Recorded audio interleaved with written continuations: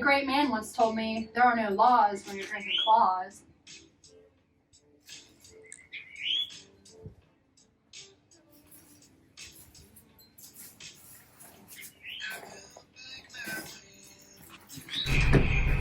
Not my claws!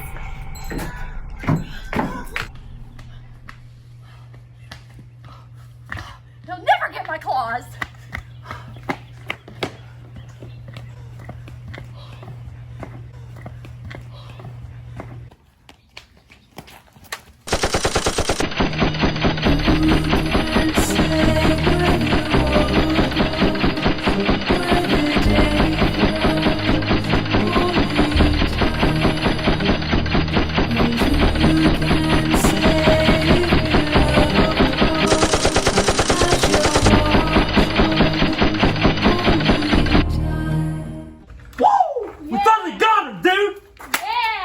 Get a cold one. Let's go. Yeah, let's go.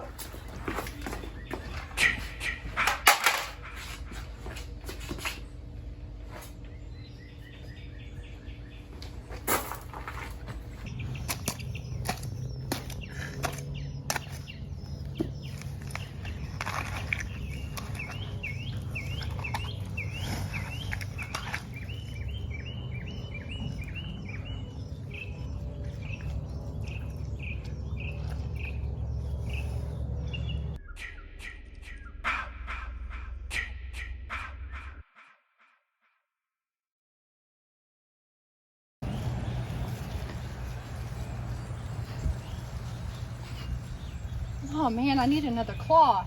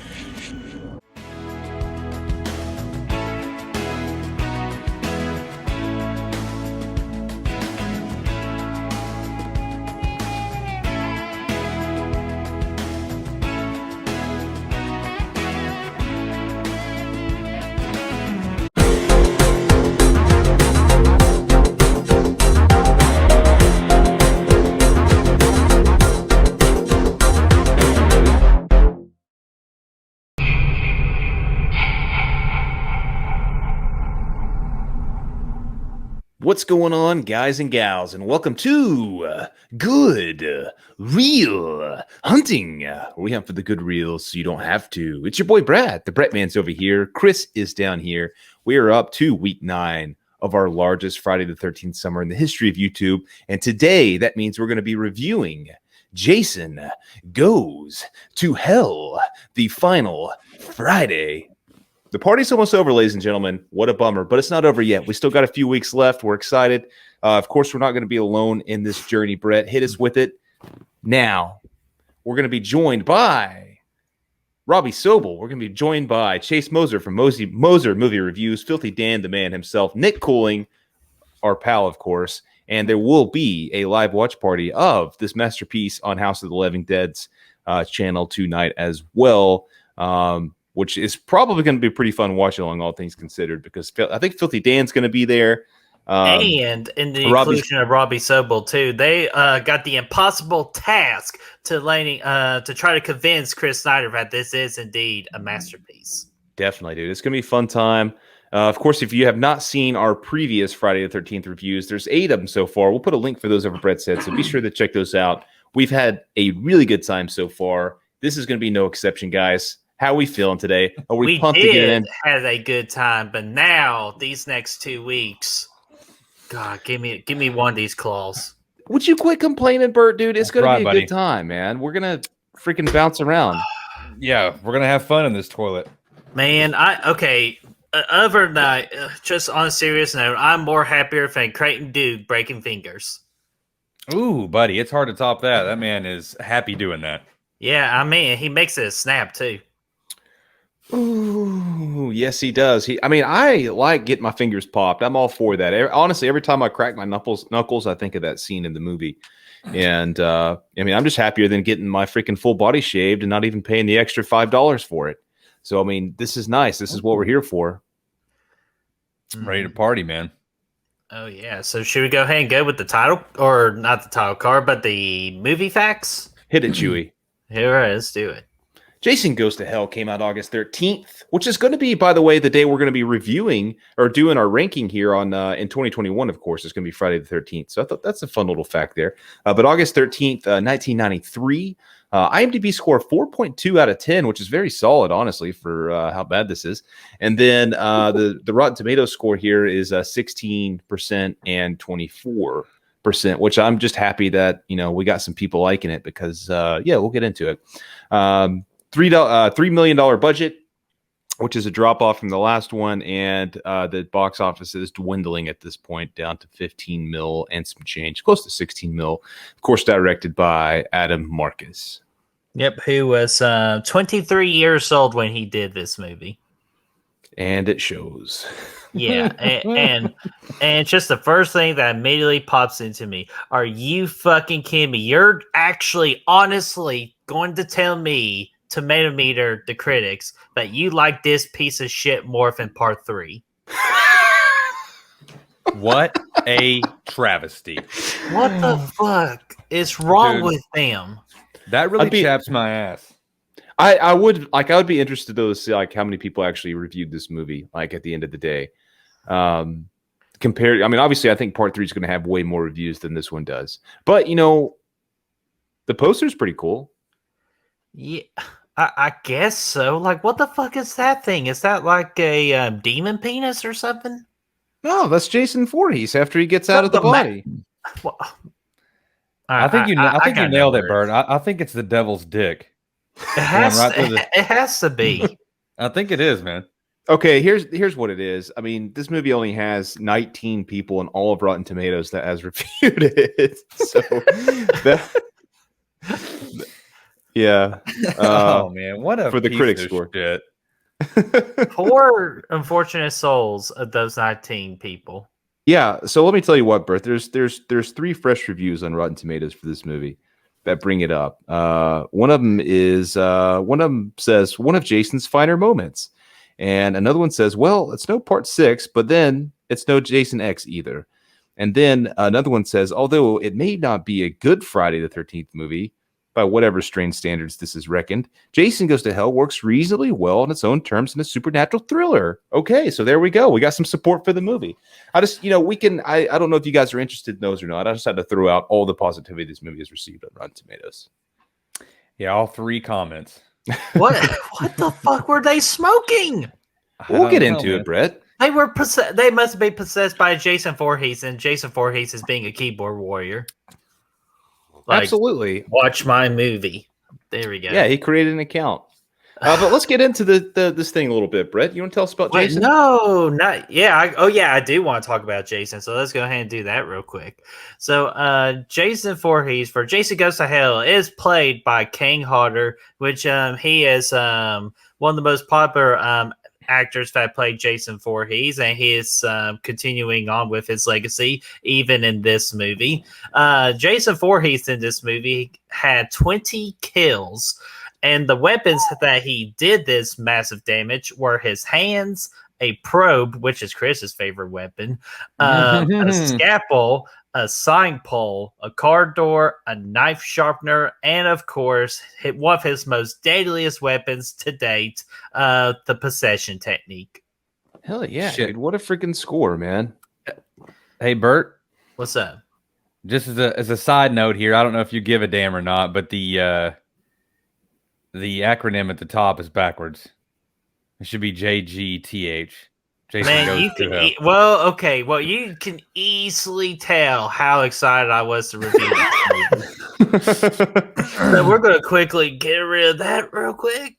I know this is going to be like mainly negative, guys, but do you actually have anything nice to say about this movie?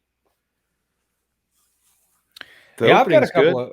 of I've got I've got a couple of positives in here, man. I really love the opening segment, not the all out tactical assault, mind you, but the the atmosphere of the opening. I thought was very reminiscent of some of the older, better entries in the franchise, and I really dug that part about it. Up until we get grunting Jason and him talk, or making noises and being blown to hell and all that. And I thought really the score throughout was really a nice touch. It was definitely a bit better than the last couple of entries that we had seen. So I really dug the score. Well, I was just going to say, like, to be fair, too, obviously, like, yes, Jason, when he was Jason, was portrayed by Kane Hodder. He's a few other people in the movie. It's a mess. There's a lot of things going on. There's a lot of moving parts. But yes, for all intents and purposes, Kane Hodder is our man in this movie as the Jason we see and love, guys. So, Yeah, and he was in this movie twice. One Yeah, as Jason Voorhees, and the other one as a security guard calling himself a pussy. You want nothing but a big old pussy anyway. Never Exactly. see that day. Yeah. And given a little tickle frisk on the pat down there. Woo! Woohoo! Yeah, we're gonna pat this guy down. Okay. So, I mean, while we're talking Jason, what did you guys think about the Jason in this movie? When not not all the Jasons, but the Jason when we saw him for the few minutes that he was in the movie. I absolutely hated it by him. I did not like the look for all of the 6 or 10 minutes we get of him in this movie. Yeah, it seems like he's done nothing but study since the last time that we saw him, because his brain is so big that it is bulging out of his fucking mask. I mean, this is just seemed bizarre to me. Like when he came out, I thought, what the fuck? I mean, there have been some logic jumps between each Jason. We've talked about it at length. But this time, I mean, honestly, what the fuck was that design? Like he is like, his brain, his head is bulging out around the mask. Like, what the fuck was that? I mean, He's been hanging out with White Goodman, and he got hit with some knowledge. Let me give you some knowledge, sir. Yeah, I mean, I don't know if that was their attempt. I know they said that they wanted to make it look like he's been wearing the mask so long, his skin just kind of started growing around it. As we all know, here at Goodwill Hunting, that's not how skin works. But I will say that I thought it was kind of a cool, unique design as far as the face and stuff goes. It didn't look great. I don't know what he was wearing though. His clothing options weren't very solid. I don't know what that was all about. But as far as the other stuff goes, it was kind of unique. Yeah, was that like a Myers wannabe? Like, kind of looked like blue overalls.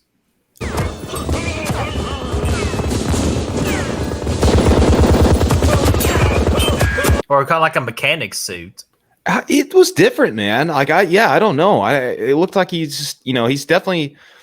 There's definitely been a lot that's happened in his life since we've last seen him. I mean, I don't know if this was like their attempt to. I don't know if they took into account the ending of Part 8 where he gets covered in acid, briefly turns into a child, and then maybe after that he grows back into a man again, and his face is around the mask. I don't know, but it's interesting because even after he dies and gets blown to hell, and then comes back later in the movie as new Jason, like reborn, he still looks the same way as he does in the beginning of the movie. So I feel like at that point, once you become reborn, you would look fresh again. You would go back to pre-zombie Jason, maybe like go back to like maybe it would be a situation where like I mean like a Vivarium. What's that movie with Vivarium?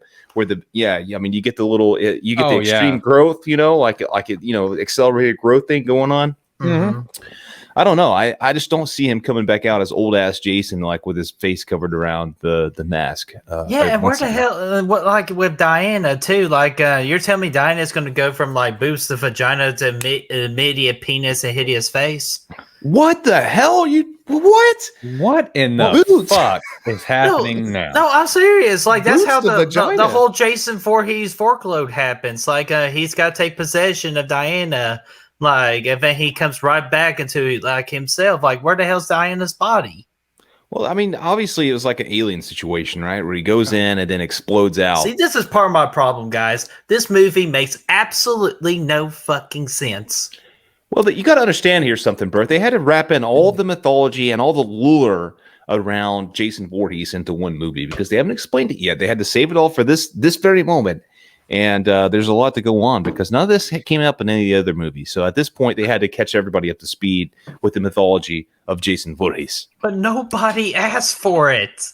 And after all that, what they came up with, They just want titties and ass and kills. But Jason Voorhees, really, all this time that we didn't know, was just a bunch of Roman candles.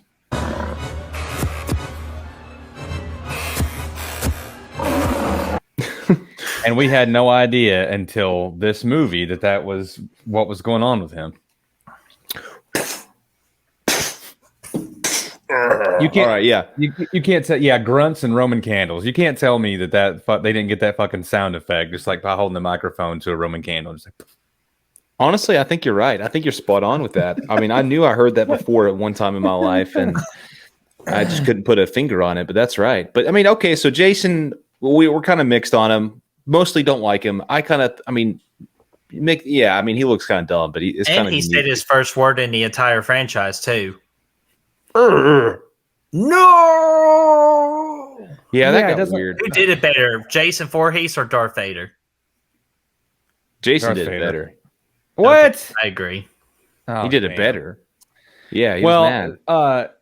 Yeah, but it doesn't. I don't think it fits with the character. I mean, it just kind of takes something out of it for him to just be like, whenever he's being shot in the beginning, and fuck that. So I'm sure we'll get into the opening here in a minute, but let's get into the opening. I like. I thought it actually was. It kind of brought in some similar Friday the 13th vibes there for just a minute. I thought the chick wearing the New York hat in the beginning was kind of a nice little nod there, a nice little wink. Mm-hmm. And all that stuff was great. I love the setup. I love just starting with her at the cabin. I thought all that was awesome. And then Jason rounds the corner to an all-out tactical assault.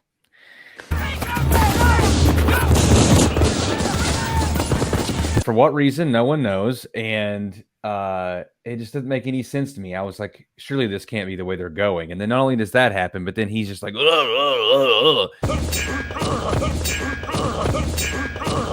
he hasn't said a word, even made a sound the entire franchise, and then they fucking basically just nuke him. Right? I mean, he just gets blown to hell. And I thought it was fucking hilarious how, I mean, you guys can see the scene. He explodes. And then the coroner is like, at least 150 bullet wounds. Are you kidding me? We just saw this man's body fucking evaporate. There was nothing left of it. So even when they wheel it in and they open it up and there's like a leg here and a leg here, it's like he was disintegrated. Dude, let me ask you this though. Like, would this have changed your opinion of the movie if everything started out just the same? We get this great atmospheric shot of the girl coming in, the light bulb comes out, she cleans it, and she takes a shower, tries to take a bath, and then ends up bolting. All that plays out the same, and then Jason blows the fuck up, and then they just roll the credits. Jason goes to hell. It's over at that point. Fine. That would have been a very nice short film. I think it would have jumped up at least 2 points for me if that would have been the case. Mm-hmm. Yeah. So you're saying that they blew their load early here in this movie? Yeah, I think they blew their load early on what was supposed to be a dry run. That's an Arrested Development reference for if anyone caught that. But here's the magical question with the girl in the opening: how in the hell was she able to keep her towel on when she was running and doing like somersaults and all that. Well, she's an FBI agent, Bert. I mean, they train in that all the time as a part of their tactics. Yeah, okay, that's part of their training regimen is putting towels right there and just like doing their normal exercises. She was deep undercover, bro. Gaffer's tape. She was deep undercover, all right. Yeah, that is. I do love the. I'd say, medically speaking, he's deader than shit. Eliminate that from the records. Yeah. Yeah, like he immediately regrets that decision.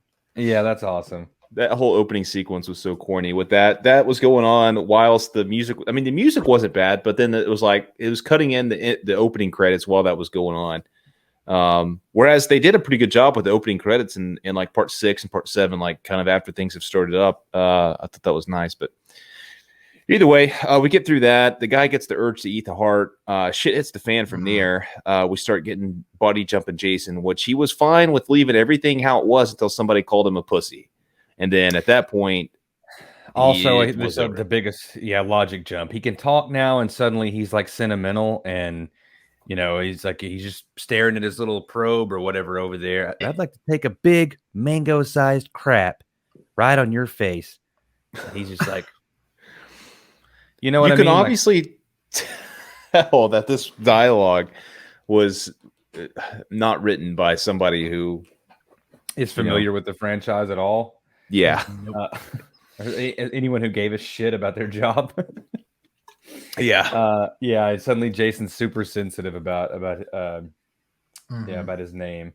But yeah, I did the Kane Hodder thing. I thought was a nice touch. It was kind of cool to see him in there, that mullet shining, and him just having a good time. Yeah. Another positive for me. I thought some of the characters in here were kind of fun, in a way that they weren't really in part 8, and I really like Creighton Duke.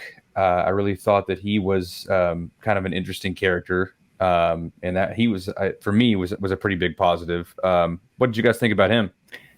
Yeah, dude. I mean, after the intro and everything, like we get introduced to his character pretty quick, and I thought he was pretty solid. I actually like. Just to have kind of an arch nemesis once again for Jason here, even though we've never met him before. It's just nice to have that contrast, like that Dr. Loomis-esque character here in this moment. I think is pretty nice.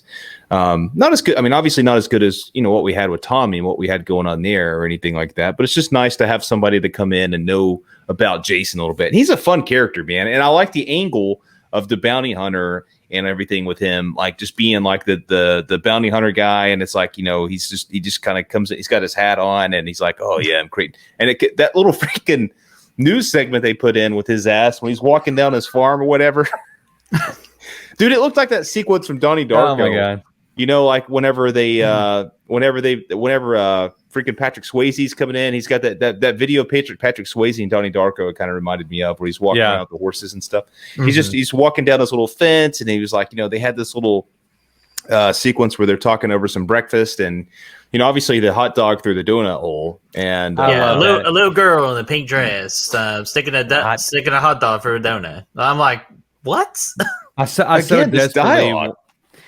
desperately wanted the news reporter to be like, Mr. Duke, that's more than 2. Because you remember, he says, when you think of Jason Voorhees, what are the first 2 words that come to your mind? He's like, I'm going to say 2 words to you, Mr. Duke, and I want you to say the first thing that comes to your mind. Okay? Okay. You ready? Shoot. Jason Voorhees. Well, that makes me think of a little girl in a pink dress sticking a hot dog through a donut.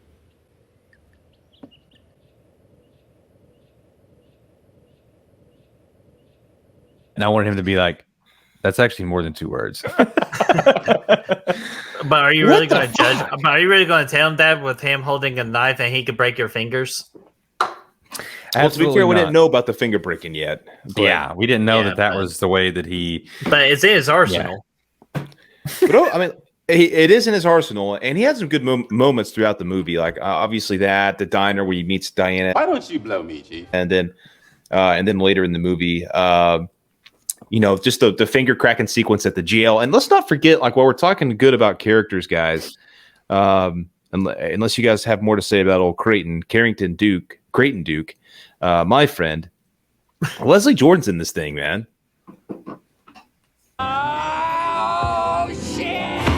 Who's that? Yeah, I was like, what? Leslie Jordan, dude. Y'all know Leslie Jordan, the guy from American Horror Story, the little short fella. It's like, let's pick some movies. Yeah, dude. He's fucking amazing in American Horror Story. I didn't know that was the actor's name, but yeah, he's great, man. Mm-hmm. I love this woman. Oh my gosh. Oh wait, that's freaking Shelby, right? Pookie, right? Yeah, that's Shelby. Yeah, Shelby. It goes by Pookie, and yeah, man. There's a lot of fun characters at the diner, man. Oh, Joey being the hilarious one of them all. It's like, better not touch that fucking ray of sunshine. It's like, this ain't a fucking restaurant. This is a restaurant. Is that the guy that hands Steven the keys later on in the movie whenever he really needs to get out of there? That's Ward. Yeah, Ward. I think that you and him went to the same weapons safety school, because whenever he walks out of there and is like throwing the guns around and doing 360s, very reminiscent of you trying to run with that fucking Tomahawk 3000. Yes, I know that guy. Yeah, we both failed the class, and we had to confess the teacher for us to have passing grades. That's awesome, man. Joey's a fun character. Like, that's why I had the Duke Creighton, and Joey being like my favorite characters in this movie. Everybody else, with Steven and Jessica, they're just meh, and everybody else I just did not give a shit about. Man, yeah, definitely, man. I agree. Yeah, Leslie Jordan was great, very entertaining throughout. They did something a little bit. I mean, the characters at least feel different in this movie for the first time since. I mean, 6 was a little bit different from the Green, but this one, like, I mean, the main characters are kind of adults here, which is kind of a new, fresh change on things. Which I think is kind of nice at this point in the franchise, just to get kind of a story with some family, and there's a little bit of family drama going on here, and just all kinds of weird stuff. And overall, I kind of like that dynamic, just to have an adult protagonist here, just to kind of make it a little bit different. Mm-hmm. So that's kind of neat. And what about the damn? Let's talk about the kills then. That's another positive, right? Like, the kills are great in this thing. It's some of the best kills in the whole franchise, honestly. Yeah, I gave that 50-50. Like, I was half good on the kills because some of them is just super repetitive throughout the whole movie, and the other half were actually very unique kills in this movie, which I will save it like towards the end when we do our favorite kill. But yeah, very in this movie, like on the newest rewatch, there's a lot more memorable kills that I will remember throughout the entire franchise. Yeah, dude. Yeah. I mean, obviously the tent sequence is fantastic, and it was stupendous. Oh yeah, dude. I thought honestly, when I put that in, and I got the unrated version, I don't know, man. I thought my browser swapped to something different there for a second. It got kind of weird. It got really intense, and obviously the kill itself was fantastic. Mm-hmm. Chris, you got any thoughts about the kills? Yeah, well, I was going to say, even outside of the kills, I thought that just the gore in general in this thing was a lot better. And it's really strange to me that how much the MPAA had really sort of fucked over Part 7 and Part 8, and said, you can't do this, you can't do that, you can't show glass shards in a chick's back in Part 8, but you can also allow this gentleman over here to completely melt into a pile of mush. You know what I mean?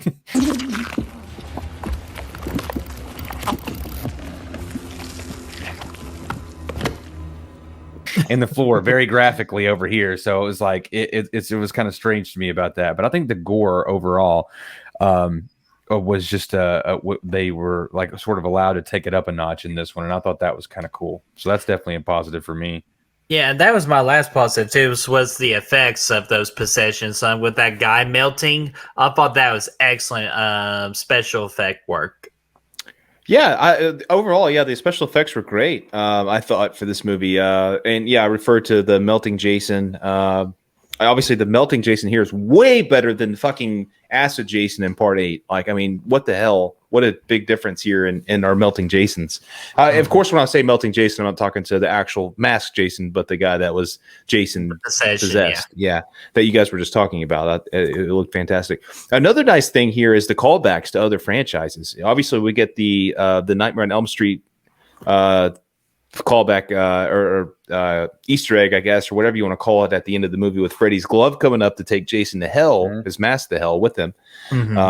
Obviously trying to set up Freddy versus Jason, which is what their main goal was at this point. But there's plenty of other ones. We see the book from Evil Dead in here at one point before the shaving takes place. The what's that book called, Bert? I know we did the whole thing. The Necro. The Necronomicon. Necronomicon. Yeah. Yeah. If we're just wrong, just let us know in the comment section. So we see that in there, and then there's a reference to the Myers house or something like that. Voorhees house. Oh no! I know exactly what you're talking about. Son, when freaking what's his name? Steven. When he they were giving Steven's location. So, he's right by the near the Myers house. I'm like, oh shit. Yeah, so I mean, obviously, it's giving you a lot of nice callbacks to the other franchises going on, which is kind of cool.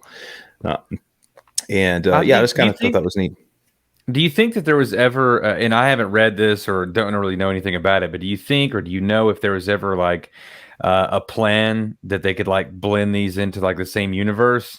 That was the plan to do. The original plan was they had a plan for a while, and they even made comics for this. That's Freddy versus Jason versus Ash, triple threat.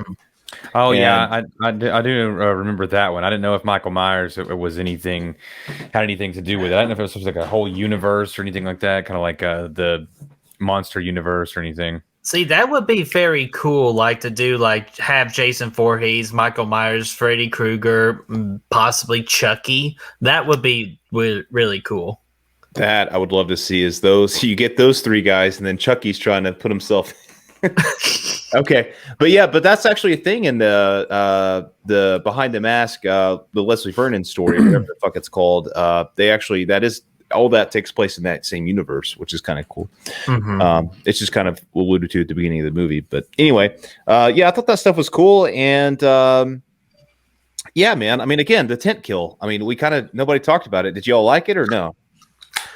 Oh man, I'm saving my thoughts for best kill. Yeah, I thought we were going to be talking about that at the end. Yeah, but you don't have to say if it's your favorite or not. But I mean, like what I'm telling you, what else is going to be? It's going to top that. Okay, we won't talk about it. I mean, again, at this point, I just think it's nice. The story goes different directions. It's a lot of fun at times. But let's just go ahead and get into the negatives of this thing. Oh yeah. And let's go with those negatives, man. This easily did not feel like a Friday the 13th movie. And the best explanation I always hear from people, this would have been a very good sci-fi movie if it didn't have Jason Voorhees. But once you put Jason Voorhees in this movie, it is absolutely not a good Friday the 13th movie. Yeah, I don't know how you have, the thought process. And I know that I had read that Sean Cunningham was sort of sick of Jason and the mask and all that, which he never really liked, or something along those lines.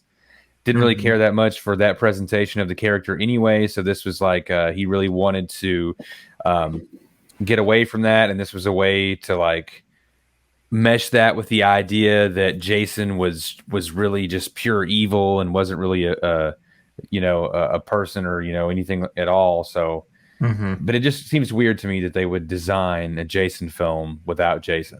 You know what I mean? It's unique. Like it is. Yeah.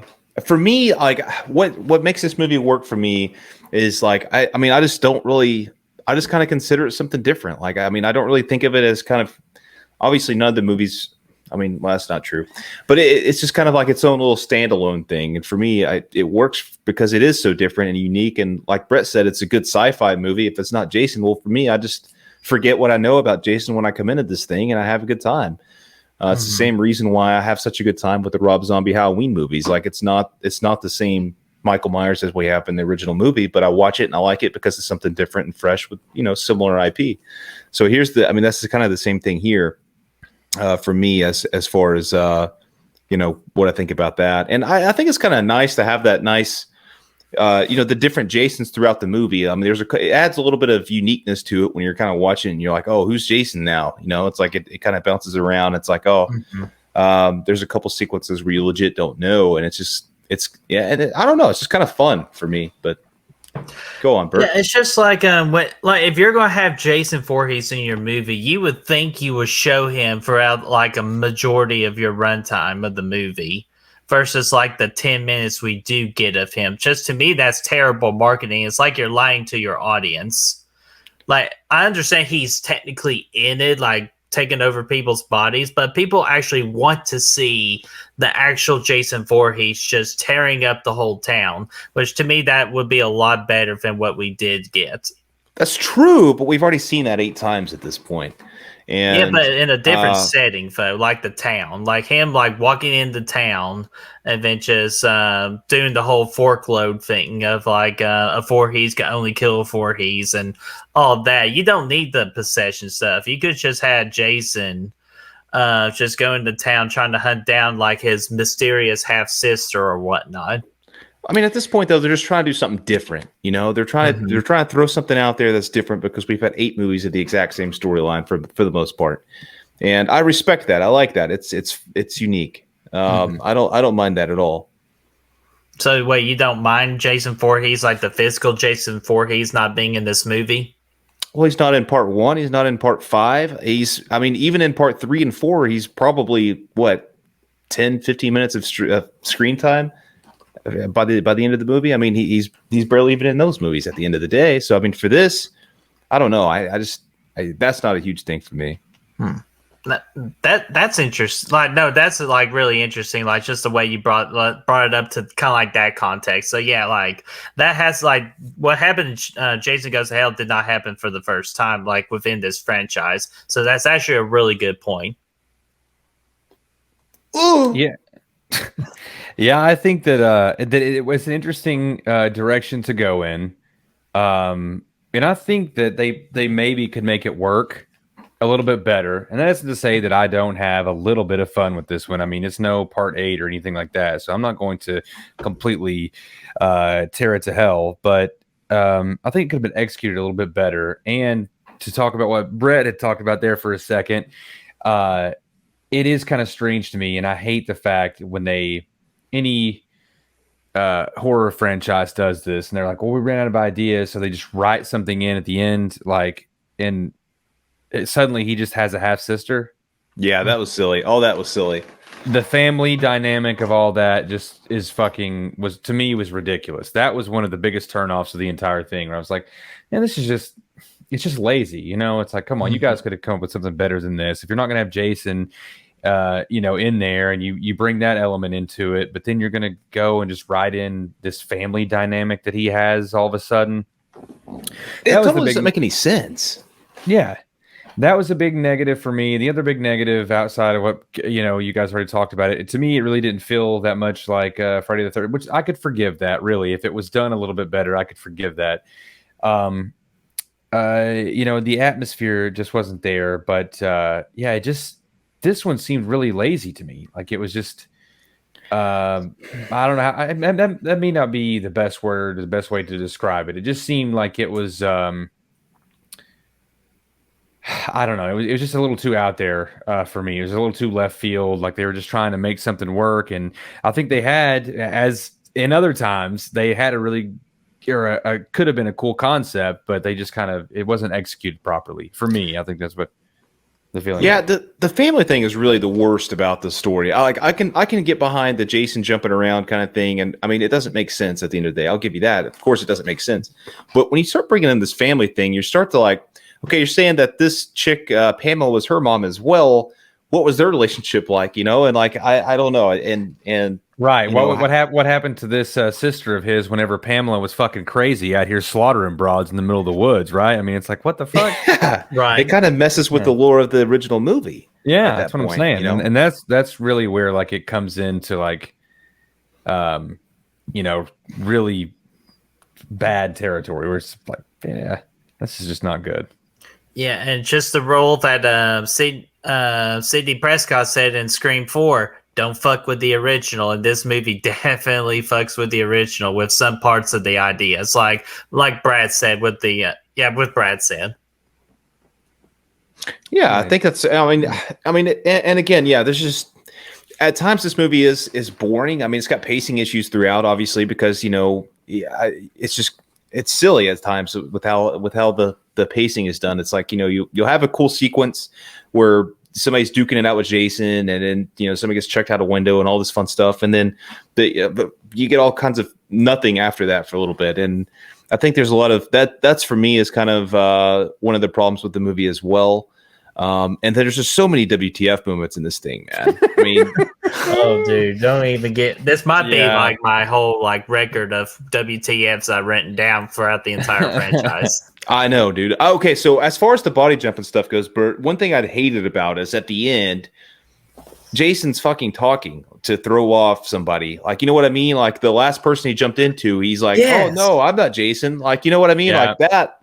That's where it crossed the line for me at that point. I was like, okay, I can buy him stealing a body, but he's not going to be verbalizing his intentions, Yeah. He doesn't talk. Yeah. It's another instance where he doesn't say anything else as any of the other characters. And then suddenly at the end, he finds his outside voice, Yeah, like all of a sudden, like, oh shit, I learned to talk. I could have used this earlier. But anyways, no better way to use it now for the third act. Here we go. So. Listen, this is a crazy idea. I don't mean to cut you off. I'm gonna let you finish. But no, I was saying. How fucking funny would it have been if he's like in the corner and she's like, "Wait, are you Jason?" And he's over there and he's like, like he doesn't know how to talk, so he's trying to do something, and he just goes. Or if he walks in and he goes, "My name's Jeff." Yeah, man, I'm Hefe. Yeah, Creighton Duke's yelling from below, and he's like, kill all them motherfuckers. Anybody can be Jason. And she looks over at him and she's like, or the sheriff's like, "Hey, it's me, Ed. I'm not Jason." And then she looks over at the other guy and he just goes, "My name's Jeff." Yeah. It's like, oh shit, what to say? Yeah. Or that guy could be like, "Talking to me, boss?" What? Wait, okay, but on the flip side of that, how funny would it have been if the whole movie Jason was talking normal, and he hasn't verbalized anything up to this point in the whole franchise, but now he's like, "Oh yeah, I'm gonna get you, bitch! Now you're freaking throwing condoms out here. Yeah, you're gonna freaking die now. You're polluting in my woods and all this." And he's like, "Freaking, oh yeah, how's that feel? Oh, you want a little shave? Oh, let me get that shave in. Let's go ahead and freaking get the lubrication and the oils out here, and then I'm gonna go ahead and shave your chest for you, bro." Dude, what the fuck was up with that scene? Like, why did he had to get him completely naked and then do the transfer? Like, we saw later on, like in these movies, like in the movie, that he didn't take off their clothes. He just freaking does plays a little ton hockey with them, and then boom. Yeah, and even in the first guy, he just ate. Sorry, the corner ton just hockey. Sorry, ton hockey. He wore a hockey mask. So, anyways, we'll see you next week when we get Jason X. It was just dumb. Yeah, the guy eats his heart. He's able to jump in and out of bodies throughout. And just for this one particular guy, he has to be completely naked and shaven in order for him to get in there. You know what I mean? It was like, I don't know. It's just dude, it doesn't make it. Nothing in this movie makes sense. The first guy, he blows up. His heart's still beating. And it's just boom, boom, boom, boom. I mean, what if his heart happened to blow up? What would happen then? I don't know. But anyway, like he just ends up. The first guy eats the heart, which means at that point I would think, okay, the heart's gone. He's dead. Jason's gone. Fine, complete, done. He's not coming back. Mm-hmm. But then that possesses a guy. But what happened to the original heart? Like the heart kept going, but now the heart's been eaten at this point. So like it doesn't make any sense of how this transfer process works. The next time he just goes the boo route at one point in there. And he did that, and he transferred that way. And one guy got a full-on seance with a shave sesh, and I think there's some ambient music playing in the corner over here, and just it was like a spa setting going on in there. He had candles lit up, and I mean he was having a good time. I I just don't know. Like nothing was cohesive at all. Nothing made sense in the storytelling as far as any of that stuff goes.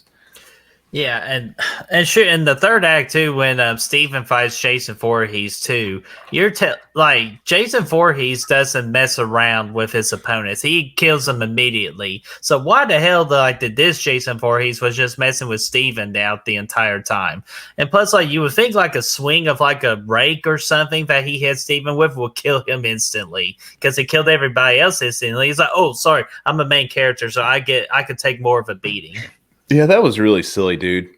I mean, he totally was just messing with him. While who knows what was going on in the house? She climbed down in the cellar and got the freaking knife, and then came up, and he was out there duking it out with Jason the whole time. Yeah, and that knife fucking transformed too into like some fancier hellish looking thing. I'm like, well, wait a minute, when did she get magical powers? She's a Voorhees, damn it! So she got the Voorhees knife, and it became a Voorhees Slayer at the end of the day. I want to drop the biggest WTF. That is a thread that, when pulled, makes this entire movie unravel. And maybe you guys know something that I don't know. Where the fuck did Creighton Duke come by that information? Well, he read it in a book, obviously. Yeah, he read it in that Necro book.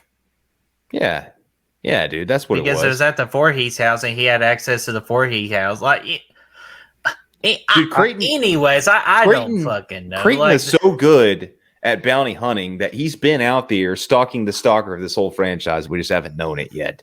He's been out there freaking in the bushes, seeing what's going on. He knows everything there is to know. And if it weren't for Creighton, Jason would still be out there. He's Dr. Gordon. Yeah, he's Dr. Gordon, dude, of course. He's been behind the scenes the entire time. Just like all those counselors just fucking die. He just watches A little girl playing with his knife, forcing a hot dog to a donut. Yeah, as he's watching, he's got a hot dog in the donut. Behind the bushes, just go. Yeah, that guy's got some problems, man. Well, yeah. What if he did that? And he was like, "Well, how do you feel about it?" He's like, I see a little girl in a pink dress forcing a hot dog through a donut. and he's like, "I'm sorry, what?" He's like, No, literally. There's a little girl behind you forcing a hot dog through a donut. Dude, how hilarious of an interaction would it be to have Creighton Duke and fucking Crazy Ralph having a beer at a bar? I think that's a deleted scene in part 3. He's like, Ralph's just over there and he's like drinking his beer, and he's like, "Hey, you ever partied in a pantry?" And Creighton Duke's like, "You ever watch a little girl shove a hot dog through a donut?" There's a lot of hot dogs in the pantry. Oh my god! Like again, like what we're talking about just is to me just sounds a whole lot better than what we got in this movie overall. Like, yeah, just fuck. Like, it's like a big what WTF? I had. Oh, of course we got to talk about the Voorhees burgers. Yeah, that's a WTF, man. That was the highlight of the movie. Yeah, maybe there was one more thing that I wanted to talk about that I think could potentially be a positive, kind of a WTF. But I really do think that this movie is so dumb that some points in it, like it's actually comedic to me. Like it's actually good comedy, like the Voorhees burgers and Creighton Duke flipping out at the diner and stuff like that. Like that's just it. Honestly, it just becomes like so over the top that it becomes funny. I don't know if you guys found it that way or not, but it's like, I mean, at this point, it's technically a comedy. Yeah, it's so bad it's good. Whereas part 8 was like so bad it's bad. This one was actually it's so bad it's entertaining at least. And it's the 2-for-1 burger sale. But that's Jason Fingers. But I did think that was that was one last little positive that I wanted to throw in there about the comedy and stuff like that. I thought that was it's so, like you said, it's so bad that it's good. But okay, I'm shutting the fuck up. I don't have like anything like the old classic saying is, if you can't say something nice, don't say it at all. I pretty much had my piece, if you can call it that. We want you to tear this thing a new asshole. Yeah, I got my negatives out there of why I just do not like this movie. I would never really, as I'm marathon all these movies, I would just skip Jason Goes to Hell so easily because they can indeed rot in hell, in my opinion. Like, there's some things I do really like about this movie. So I'll be honest, it did get a little better, but it still has its same old problems where I just do not like this movie at all. So you don't have a hard spot for this one, Brett? No, I absolutely do not have a hard spot. I more have like a weak spot at this. Okay, cool. Well, you want to go ahead and do the favorite kill then? Yeah, if y'all are ready. Okay.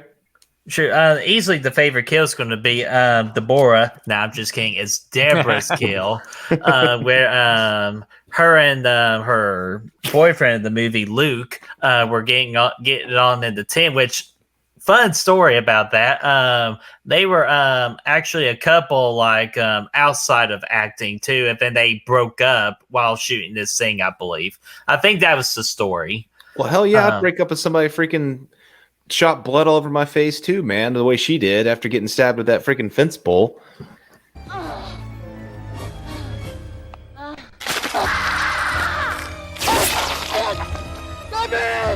Yeah, buddy. Right in the middle of the big O too there. Oh yeah. That's cool. I actually didn't know that. Jason being the ultimate cop blocker of the entire horror industry. He's definitely that is true, buddy. one, yeah. How many orgasms has Jason fucking ruined? Sometimes he waits until it's done. Yeah, he's got common courtesy. He's probably like,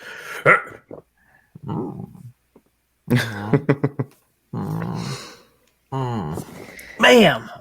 You know, and now that he's found his ability to talk, how funny do you think that it would be if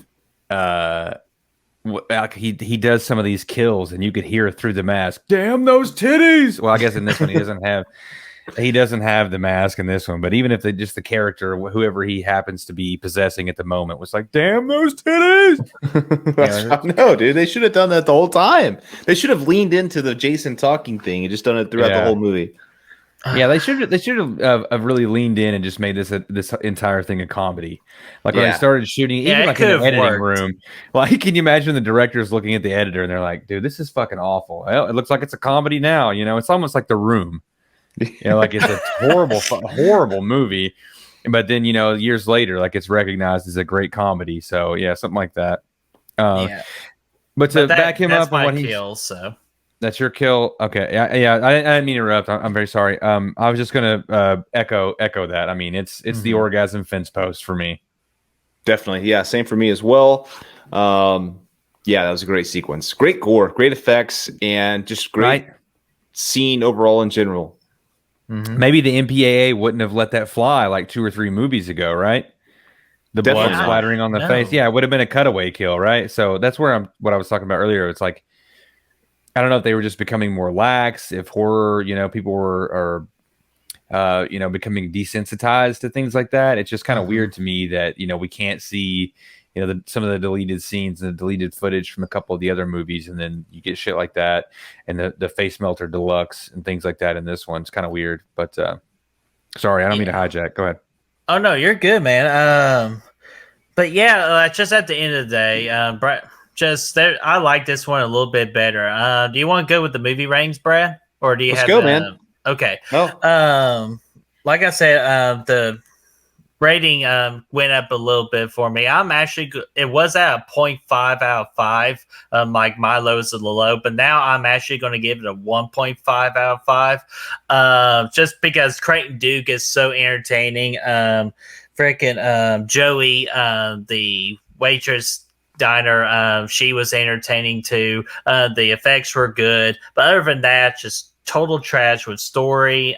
The other characters just did not care about. It just kind of makes me more angry the more I think about it. So 1.5 out of 5. What you got, Brad? I'm gonna go with I don't know what happened here. I'm gonna go with the 1.25 out of 5. Nothing too crazy.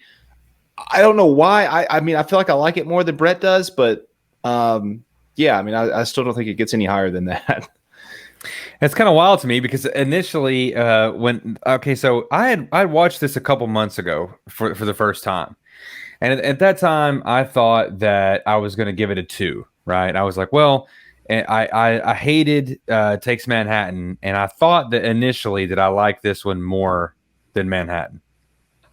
But now that I went back and watched it again, I liked it significantly less the second time around. I don't know if I was just like, wow, I think I don't know, something there. So I give it a 1. Okay. So that's where I'm going with. So a 1, All right. a 1.5, and a 1.25. Oh yeah, so that's easily going to be a very low Smith's Grove.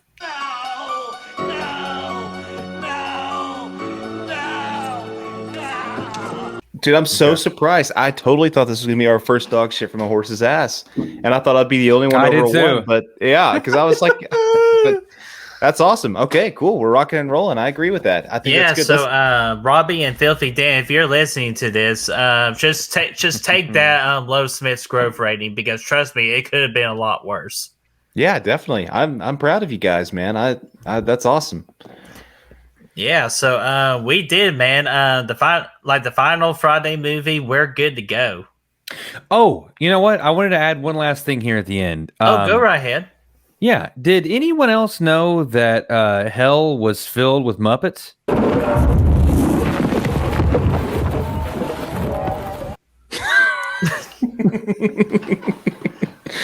Are you talking about that little squiggly worm that went up No, we're Which- talking about when No, Jason's I'm getting talking pulled about down at the the very hell, end when dude. he's getting pulled down to hell, and it's like Gumby and Miss Piggy and all these like big Muppet style hands are pulling him down. And it's like, I was like, what the fuck is this? This is well, we've ruined our budget, and this is the last scene. So can we call in Jim Henson and see if he's got anybody that can like pull Jason to hell? I think I've seen the behind the scenes on that sequence, and it was just a bunch of Muppets and and whatnot, and like an action figure. Like it was really weird.